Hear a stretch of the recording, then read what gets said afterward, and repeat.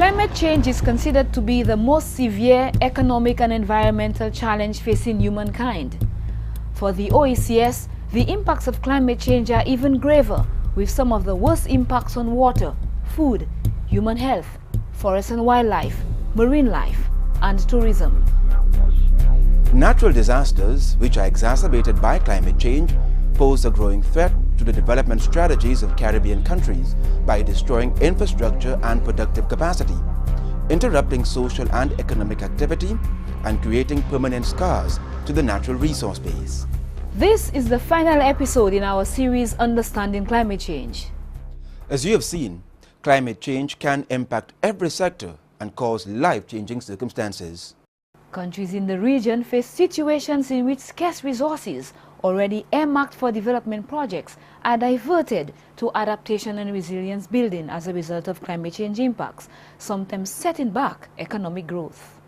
I mean, internationally, I think it's so very important for OECS member states and governments to ensure that they have a voice on the world stage when it comes to this discussion and that debate, to make sure always that they speak about our vulnerabilities, because those vulnerabilities are not machinations, they're not imagined, they're very, very real.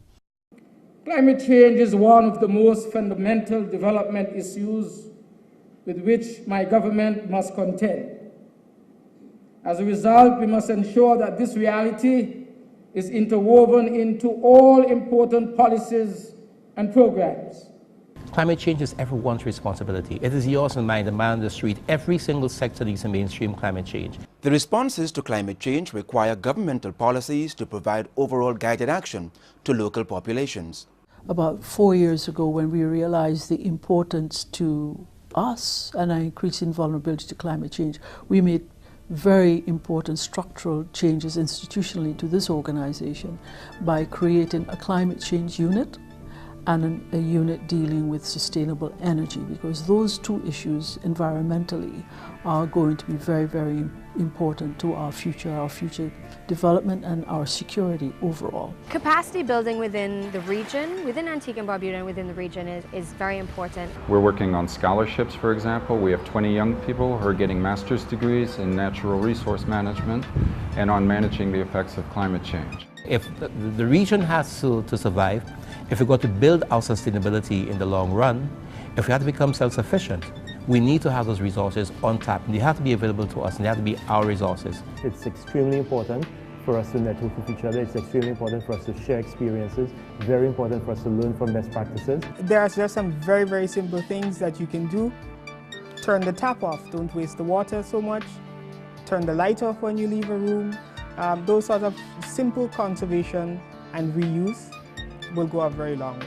It requires a modification in my behavior, and I need to think about the things that I am doing that are negatively impacting my environment. And I think that being aware of that is one of the most important things that people can do. In a practical sense, we need to understand that sea level rise will have real serious implications for our coastal villages and towns. We need to understand too that we can expect more by way of extreme weather events. And that we need to prepare for storms in ways that we've never prepared before. The United States Agency for International Development, USAID, is among agencies that are contributing expertise and financial resources towards climate change resilience in the OECS. We have a similar vision, and that way we're able to complement each other's efforts and move forward. Because for USAID around the world, we're most successful when we work effectively with communities and with host governments. And that ought to be the theme for climate change survival.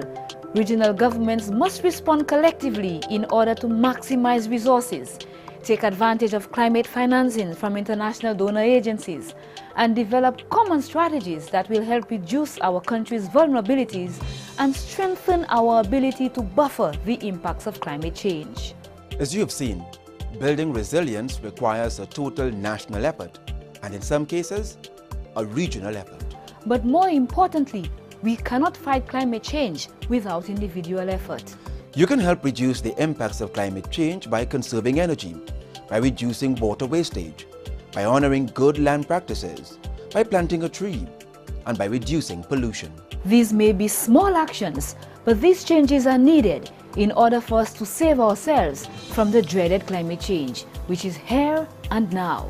We hope you've enjoyed our series, Understanding Climate Change, and hope that you play your part. Act now. Rally. Rethink. Respond. This message is brought to you by the OECS Secretariat with funded assistance from the United States Agency for International Development.